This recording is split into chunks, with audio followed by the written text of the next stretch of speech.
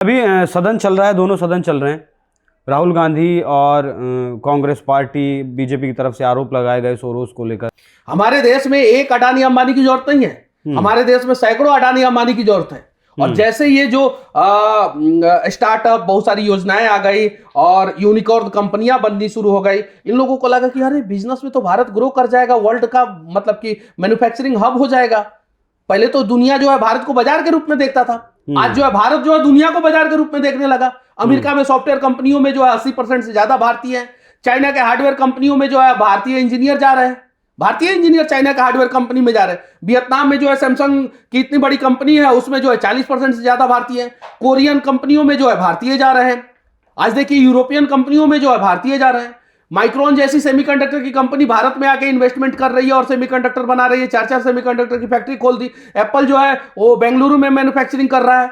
आज आप जाके देखिए, टेस्ला जो है भारत में आना चाह रहा है, स्पेस एक्स जो है भारत में आना चाह रहा है। इन सब चीजों को देखते हुए इन लोगों को लगा कि भारत तो बड़ा मार्केट हो जाएगा और ये तो विदेशी आक्रांताओं के बच्चे हैं, ये तो भारतीय है ही नहीं। इसलिए ये लोग चाहते हैं कि भारत को बर्बाद किया जाए। कंगना ने सही कहा था, भले इस पे जो है कुछ लोगों ने मजाक बनाया, कंगना का मजाक बनाया कि आजादी, असली आजादी तो हमें, आजादी का मतलब तो हमें 2014 में समझ में आया, उसके पहले तो हमें आजादी का मतलब ही नहीं समझ में आया था। ये बात सच्चाई था, कंगना का बात सही था। और सच में देश आजाद हुआ 1947 में, मैं मानता हूं, लेकिन असली आजादी अगर देखा जाए ना तो 2014 में मिला, ये बात सत्य है। और इसी से जो है ये जॉर्ज सोरेस के जो है संबंधी जो है ना, ये सभी लोग परेशान है। जितने भी जॉर्ज सोरेस के संबंधी है ना, सभी लोग परेशान है। और राहुल गांधी तो जॉर्ज सोरेस का चेला है, जॉर्ज सोरेस तो राहुल गांधी का गुरु है, इसलिए जो भारत को बर्बाद करना चाहता है। गुरु कैसे हैं? क्या गुरु कैसे हैं? जॉर्ज सोरेस भारत को बर्बाद करना चाहता है, राहुल गांधी भारत को बर्बाद करना चाहता है, इसलिए गुरु है। राहुल गांधी कैसे बर्बाद करना चाहते हैं? विदेशों में जाके भारत की बुराई करते हैं, सिंपल।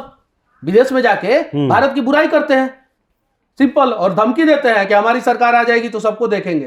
हिंदुओं को धमकी देते हैं। अच्छा, हिंदू जो है वो हिंसक होते हैं, सदन में जाके बोलते हैं। हिंदू हिंसक होते हैं, सदन में जाके बोलते हैं। उनकी सरकार कहती है कि पहला जो है अधिकार जो है भारत की संपत्तियों पर माइनॉरिटी का है। बताइए, इससे ज्यादा सबूत क्या चाहिए आपको? चलिए, मोदी को अगर कमजोर करना है तो अडानी को कमजोर करना पड़ेगा। नहीं, गलत बात है, ऐसा डीप स्टेट का मानना है। डीप स्टेट क्या करता है आप बताइए? डीप स्टेट क्या करता है? किसी भी कंट्री का पॉलिटिकल जो है स्टेबिलिटी को जो है वो खत्म कर देता है, अनस्टेबल कर देता है। भारत पॉलिटिकली स्टेबल कंट्री हो गया अभी। पिछले 10 साल से जो है मोदी जी है और 15वें साल के लिए प्रगति पे है। उसने जो है डीप स्टेट ने पूरा प्रयास किया कि 2024 के चुनाव में किसी भी हाल में मोदी जी को अनस्टेबल कर दिया जाए। अनस्टेबल कहीं भी जो है अनस्टेबल गवर्नमेंट रहता है तो वहां का डेवलपमेंट जो है वो बाधित होता है। डीप स्टेट ने सोचा कि भारत को अनस्टेबल कर दिया जाए, और अनस्टेबल भारत हो जाएगा तो उसके बाद से बाधित हो जाएगा। और दुनिया का सबसे लोकप्रिय प्रधानमंत्री नरेंद्र मोदी जी है। ये भारत का सर्वे नहीं है, दुनिया के बड़े बड़े मैगजीन का सर्वे है। दुनिया के सबसे बड़े मैगजीन का सर्वे आप जाके देख लीजिए। और एक मैगजीन का सर्वे नहीं है, ऐसे सैकड़ों मैगजीन का सर्वे है जिसमें मोदी को नंबर 1 बताया जा रहा है। आज यूक्रेन रसिया युद्ध हो रहा है, मोदी जी को बुला रहा है। आज जो है फिलिस्तीन वाले जो है मोदी मोदी चिल्ला रहे हैं, मोदी हमारा बाप है बचा लो, मोदी हमारा बाप है बचा लो, फिलिस्तीन वाले चिल्ला रहे हैं। इतना ताकतवर मोदी जी हो गए। ये लोग मोदी जी को बदनाम करना चाहते हैं अडानी के सहारे। अडानी दुनिया का सबसे बड़ा सोलर पावर प्लांट कहां लगाते हैं? राजस्थान में। राजस्थान में उस समय किसकी सरकार रहती है? अशोक गहलोत की। अडानी जो है दूसरा सबसे बड़ा सोलर पावर प्लांट कहां लगाते हैं? विंड मिल कहां लगाते हैं? वो छत्तीसगढ़ में। वहां पे सरकार किसकी रहती है? कांग्रेस की। मुकेश अंबानी को किसने बनाया? किसने बनाया? धीरूभाई अंबानी को किसने बनाया? किसने बनाया? कांग्रेसियों ने बनाया। कांग्रेसियों ने बनाया ना। इंदिरा गांधी ने धीरूभाई अंबानी को बनाया, मुकेश अंबानी को राजीव गांधी ने बनाया। नहीं, आज जो है इन लोगों को इतना नफरत हो गया है राहुल गांधी को। चलिए ठीक है, इंदिरा गांधी भारत की थी, राजीव गांधी भारत के थे। ये प्रियंका, सोनिया और राहुल भारत के नहीं है। ये नहीं समझेंगे भारत के नब्ज को। और ये लोग जो है लेफ्ट लिबरल के साथ मिलके और कुछ विदेशी मुस्लिम आक्रांताओं के साथ मिलके भारत को अनस्टेबल करना चाहते हैं। भारत के दोनों साइड देख लीजिए, एक तरफ चीन है, एक तरफ चीन है और एक तरफ हिंद महासागर है। ये दोनों साइड को छोड़ के बाकी दो साइड को देखिए तो पूरब साइड में देखिएगा तो इंडोनेशिया, मलेशिया, बांग्लादेश जैसे कंट्री है जो इस्लामिक बहुल कंट्री है। पश्चिम साइड में देखिएगा तो अफगानिस्तान, पाकिस्तान, सऊदी अरबिया और मालदीव जैसे कंट्री है जो इस्लामिक बहुल कंट्री है।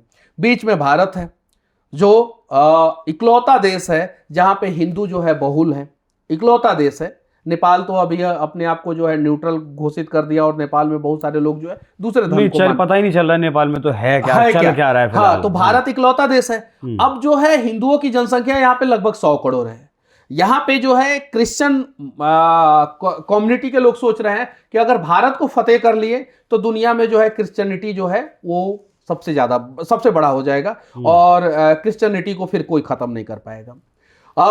मुस्लिम सोच रहे हैं कि अगर भारत में जो है भारत को इस्लामिक देश बना लिए तो दुनिया का सबसे मजबूत धर्म जो है वो मुस्लिम हो जाएगा। और इसलिए क्रिश्चियन और मुस्लिम दोनों लगातार भारत पर प्रयास कर रहे हैं कि किसी भी हाल में जो है भारत को बर्बाद किया जाए, भारत को अनस्टेबल किया जाए और भारत को जो है भारत का डेमोग्राफी चेंज किया जाए।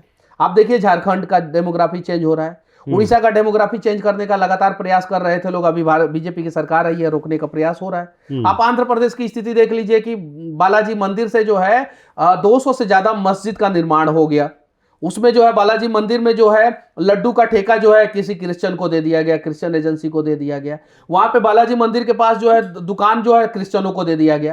अभी नई सरकार आई है, उस पर जो है लगाम लगा। तमिलनाडु की स्थिति देख लीजिए, आप केरला की स्थिति देख लीजिए, आप कश्मीर की स्थिति देख लीजिए। आपको रोकना पड़ेगा और इसे रोकने का प्रयास 100% नरेंद्र मोदी जी कर रहे हैं। और नरेंद्र मोदी जी को बदनाम करने का प्रयास जो है ये लोग कर रहे हैं। ये लोग अडानी के सहारे नरेंद्र मोदी जी को बदनाम कर रहे हैं। बिल्कुल। आखिरी सवाल, क्या भारत अनस्टेबल हो सकता है जिस तरीके से आपका पाकिस्तान हुआ, नहीं, बांग्लादेश कभी हुआ, नहीं, नेपाल हुआ? कभी नहीं। और वाकई में क्या रिश्ता राहुल गांधी और सोनिया गांधी का डीप स्टेट जॉर्ज सोरोस के साथ है? हाँ, एकदम बिल्कुल है, एकदम बिल्कुल है।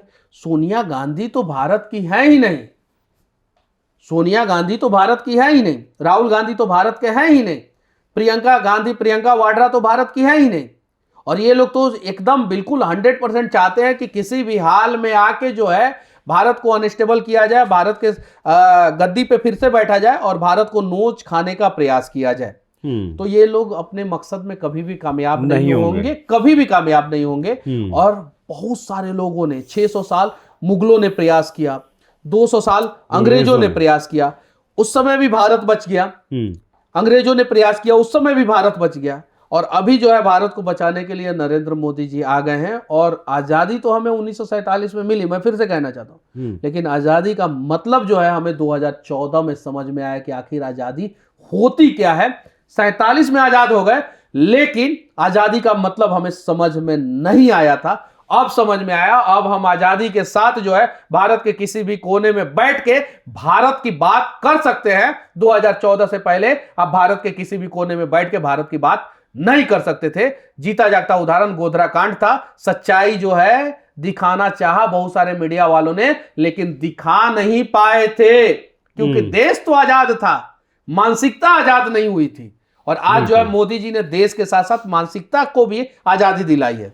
चलिए, बहुत बहुत धन्यवाद आपका इन मुद्दों पर चर्चा करने के लिए, स्टूडियो में आने के लिए।